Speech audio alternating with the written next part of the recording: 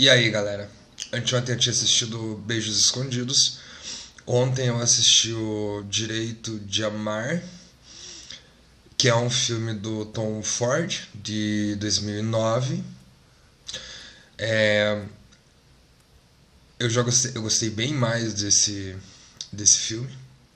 Ele é um filme que conta a história do George, interpretado pelo Colin Firth. E o George, ele perde o... Ele é casado, ele perde o marido dele morre num acidente. E o filme, ele meio que conta pra gente esse... O filme se passa durante um dia inteiro. E nesse dia o George tá de luto e tal. E ele tá planejando se matar. Se suicidar, né? E aí a gente vai acompanhando esse desenrolar desse dia, ele vai fazendo os preparativos. Então ele é um professor, ele vai lá, dá a última aula, e depois aí ele pede um afastamento, ele passa pelo banco, e aí ele vai arrumando todas as coisas, as pendências que ele precisa arrumar, porque no final do dia ele pretende cometer suicídio. E aí nesse meio do caminho ele vai encontrando, e ele encontra ali, ele conversa com um aluno, ele vai se despedir da amiga dele, que é interpretada pela Julianne Moore, que é a Charlie. Eu adorei esse personagem. Esse aluno com quem ele interage é o Kenny, interpretado pelo Nicholas Hoult. E assim, ele é um filme bem legal, a história é uma história super melancólica. O que eu gostei do filme é a interpretação do Colin Firth, é uma coisa de doido. É muito legal, muito legal. Ele tá muito bem. Tem umas cenas assim que eu achei muito bem feito, né? Por exemplo, o final do filme, indo pro final do filme, quando ele tá conversando com o Kelly, o Kelly encontra ele no bar, né? E aí ele dá uns sorrisos, mas ao mesmo tempo que ele dá um sorriso, o olhar tá pedindo ajuda enquanto ele tá rindo. Então você percebe que aquele sorriso é um sorriso de desesperado, né? Um cara desesperado. Ele tá desesperadamente procurando alguma motivação para continuar vivo. Essa que é a questão do filme, né? Ele tá o tempo inteiro procurando alguma motivação, alguma coisa para ele se agarrar, para ele continuar vivo, para ele não cometer suicídio. O que eu achei mais legal no filme, esse filme é um filme que ele se estrutura ali, né? Em três. Eu acho que ele tem três grandes ferramentas ali, estruturais assim mesmo, uma coisa que é a fotografia. É o clichê, mas nesse caso é a fotografia, porque ele adota uma estratégia de criar uma fotografia extremamente saturada, uma ambientação extremamente saturada, azul, super melancólica, né? Ou super saturada, quase que avermelhada, a depender do estado de espírito desse personagem. Então, por exemplo, ele tem uma cena que ele vai comprar, ele vai numa loja comprar alguma coisa. E a hora que ele tá indo pra loja, ele passa por um muro que tem um desenho de um rosto, assim. E é azulado. Que ele tá melancólico, tá triste, enfim. E a hora que ele chega nessa loja, ele encontra um cara na porta. E esse cara desperta ali um desejo nele e tal. Ele olha o cara bonito, não sei o quê. E a hora que esse desejo desperta, a fotografia toda se altera, fica mais saturado, vermelho aparece. E aí esse desenho na parede ele passa do azul pro vermelho a hora que ele volta, né? Então essa oscilação assim entre o mais e menos saturado, entre o vermelho e o azul, é uma oscilação bastante interessante dentro da narrativa. Se justifica, né, dentro da narrativa, porque ela vai mostrando pra gente essa mudança vai mostrando pra gente como que ele vai reagindo a essas coisas. Então a fotografia é uma coisa muito, muito interessante nesse filme. Além de ter toda aquela... Ela é bastante granulada, né? Bastante, vamos dizer assim, suja. Dá um peso, né? Para aquilo que a gente está vendo, até porque a história não é uma história leve. Outra coisa que eles adotam, que eu acho que funciona bastante, é a narrativa entrecortada por flashbacks. Então, sempre que ele passa por alguma situação em que ele lembra do ex-marido, a gente volta e a gente vê uma cena deles dois, do casal, né? Então, funciona bastante. A única coisa que, pra mim, é, que eu acho que não, parece que não dá certo comigo, é um flashback que vai acontecendo mais ou menos, eu ia falar meio do filme, mas não sei se é o meio do filme. Mas acontece quando ele vai num banco, vê uma foto do marido e a gente vai pro flashback dos dois na praia. Ou numa praia, numa rocha, não sei onde é que eles estão, não lembro. E aí esse flashback, a gente satura tudo, né? Fica tudo em preto e branco. E a gente tem uma coisa plasticamente linda, mas ao mesmo tempo, pra mim, não funciona muito dentro daquela narrativa. Porque supostamente, quando você tem os flashbacks com o marido, via de regra, a gente tem essa ambientação mais viva, né? A cor é muito mais viva. Com exceção desse flashback, porque não sei. Ou melhor, porque supostamente ele era pra ser um flashback triste, mas até então ele não tinha nenhuma memória triste. E supostamente essa é a lembrança mais, vamos dizer assim, que deveria chamar a nossa atenção, porque provavelmente é a lembrança mais forte que ele vai ter no filme, dessa convivência com o marido, enfim. E que talvez não tenha funcionado. Eu li uma crítica do. Li não, vi. Eu vi uma crítica do Mark Kermode sobre isso e ele fala. Ele também se incomoda um pouco com essa cena. Ele vai dizer que a cena é muito plástica, que a cena é muito bonita, blá blá blá blá blá. Mas ele não comprou muito. Eu concordo, não compro muito. Essa cena eu não compro muito.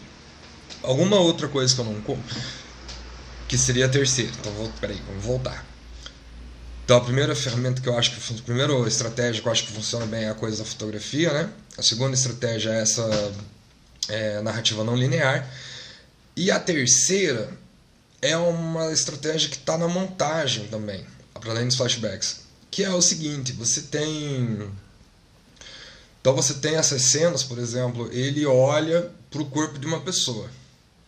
E a montagem do filme, enquanto ele está olhando para o corpo dessa pessoa, você vai tendo esses entrecortes. Então você vê ele, o personagem do George, a gente olha ele, e aí a câmera corta, e aí a cena corta para parte do corpo da pessoa, por exemplo, que tem essa cena, né? Que ele tá conversando com um cara, eles estão do lado de fora de uma cancha, tem um cara praticando esporte ali, tá sem camisa, todo suado, aquela coisa.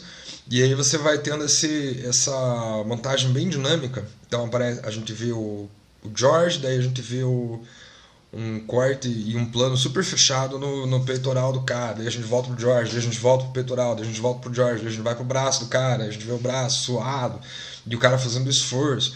Então, quer dizer, você sabe que o George está prestando atenção naquela pessoa, e você sabe exatamente por que ele está prestando atenção naquela pessoa, por causa desses planos super fechados no corpo dela, né? Então você tem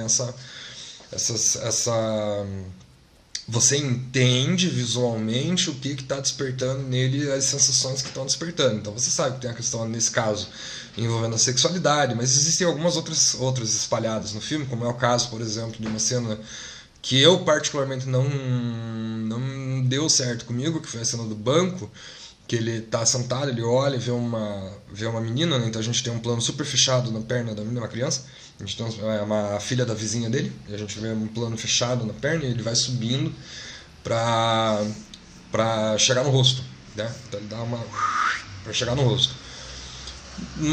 Esse eu acho que não funcionou comigo, não deu certo, fiquei, acho que não rolou. Mas assim, na maioria das vezes dá certo, na maioria das vezes funciona.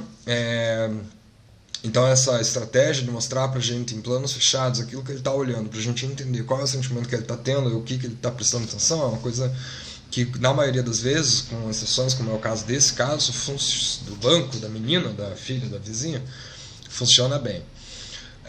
Outra coisa que eu acho bastante eficiente, gostei, né, bastante de ter visto, são certas escolhas não só de enquadramento, mas da própria condução das cenas, né?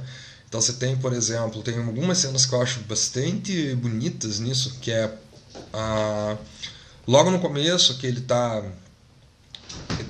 de trás de uma porta de vidro assim, da casa dele, e aí ele olha pro quintal, E a gente. E a câmera e a cena mostra o que tem no quintal. O que tem no quintal é ele lembrando de um episódio do marido brincando com o cachorro. E aí fica tudo colorido, a cor fica super viva, aquela coisa toda. E aí quando volta pra ele, ele tá pra dentro da casa, traz uma porta de vidro. Então a porta de vidro serve como uma separação, mas ele ganha uma cara meio, você entende que ele tá separado daquela memória, né? Que aquela memória é uma coisa que não existe mais, porque é como se ele tivesse preso lá dentro e aquela memória está em alguma, né? Então você tem essa visualmente, né? Você tem essas sacadas. Ou por exemplo, quando ele está ele tá andando num corredor não, um corredor talvez, mas ele está andando por um grupo de pessoas, né? As pessoas estão vindo em direção elas estão vindo para o primeiro campo, né? Elas estão vindo em direção ao espectador e ele está indo para o fundo. Então ele está indo para o fundo de campo. Então você tem essa cena bastante. Vira uma coisa bastante emblemática, né? Porque todas as pessoas estão vindo para uma direção e ele está indo para outra. Então você tem nitidamente, visualmente, essa coisa de que ele está indo contra todos, né? O mundo está indo para um lado e ele está indo para o outro, né? Então você sente esse desencaixe do personagem dentro daquele mundo, né? Você sabe que ele está passando por um problema ali, porque ele não consegue seguir o que seria o fluxo normal das coisas. Isso visualmente é bastante interessante. Você tem várias cenas em que ele aparece, por exemplo, em quadros dentro do quadro, né? Ele está olhando por entre a cerca, então ele está todo encaixotado. Então você tem essas pistas visuais aí dizendo pra gente que ele é um personagem preso dentro daquela lembrança do marido, que ele é um personagem que não consegue seguir, ele está sempre indo para trás, ele está sempre que é esse caso da multidão vindo e ele indo, né? Então ele está sempre indo para trás, ele nunca está indo para frente, ele não tá, vamos dizer assim, conseguindo avançar na vida, né? Ele está retrocedendo, né? Ele está preso no passado. Então isso é bastante interessante, é um filme que visualmente conta bastante coisa pra gente, assim, e eu acho bem inteligente. Gostei bastante da discussão que eles fizeram, apesar de eu achar que é uma discussão que acabou sendo bastante simplista, ainda mais porque o nome do filme é Direito de Amar, quer dizer, no caso original seria um homem solteiro, né? Mas isso é uma discussão que o filme pretende fazer, da validade que um relacionamento homoafetivo tem, né? Então tem uma parte toda lá que ele vai jantar com a amiga, com a Charlie, que é uma personagem bastante solitária, é uma personagem porque ele é uma espécie de ele seria o chaveirinho gay dela. Então ela tem um crush por ele, que ele não corresponde porque ele gosta de homem, ou ele seria gay, né? Ele não responde porque ele seria gay. E esse crush não correspondido faz com que ela fique uma pessoa presa nele. Então ele está preso na situação do marido, ela está presa na situação dele. Então eles todos estão presos ali, eles estão numa vida meio miserável. E ela questiona ele, ela fala: pô, mas você não amava ele de verdade, porque o amor de verdade é outra coisa seria hétero. E aí ele briga com ela, treta com ela ali, fica ofendido e tal, e o filme meio que dá ele discute essa validação do que seria um relacionamento homoafetivo. Então, principalmente porque o filme se passa nos anos 60. É um filme que se passa em Los Angeles dos anos 60. Então, quer dizer, você tem esse questionamento, né? Isso é um namoro de verdade? Vocês foram casados de verdade? Ou vocês eram amiguinhos que moravam juntos e fingiam que eram um casal? Isso é uma coisa que o filme fala bastante. Por exemplo, quando esse aluno, né, o Kenny, né? Ele tá na casa do cara e ele fala, ele conta, né? Ele fala, eu dividi isso aqui com um amigo, eu morava com um amigo. Quer dizer, não era um amigo, né? Era um marido. Mas você vê que essa ideia de relacionamento é uma ideia que ainda não está bem estabelecida nesse contexto. E isso é bem interessante, né? Porque daí é onde vem o homem solteiro, mas não é solteiro, se a gente for parar para ver, ele é um viúvo. Ou no caso do título brasileiro, né? O direito de amar, porque a coisa seria... Eu não gostei muito do título no começo, mas depois eu acho que eu comprei a ideia. Mas tem a ver com essa coisa de demais, esse amor é verdadeiro, né? Esse amor é de verdade. Então, gay também ama, né? Essa que é a questão. Um relacionamento gay é um relacionamento. Bom, a gente está discutindo isso daí em 2020, né? Então bem atual. Enfim, gostei. Achei um filme bem legal. Tem alguns problemas, tem algumas cenas que não deram certo pra mim. A cena da praia, por exemplo. A cena da praia, não, mas a cena que ele tá com o marido e os dois estão na rocha lá, meio assim, de sunga. E a cena da menina no banco, por exemplo. Eu achei que essa discussão podia ser um pouquinho mais eficiente.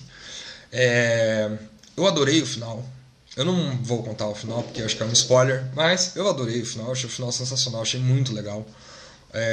Não era o que eu estava esperando uma outra coisa, mas eu gostei do que eles fizeram no final, achei uma ironia absurda, muito divertida, muito bem colocada, vamos dizer assim.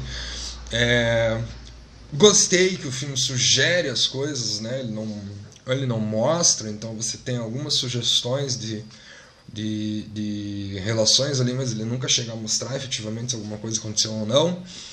Achei legal, acho que o filme a proposta não era essa, né?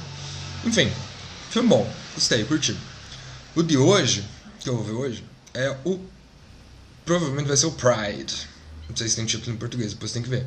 Mas é um filme chamado Pride. E vamos ver se é legal. Vou terminar de ver, faço um vídeo, posto aqui. Beleza? Falou, galera.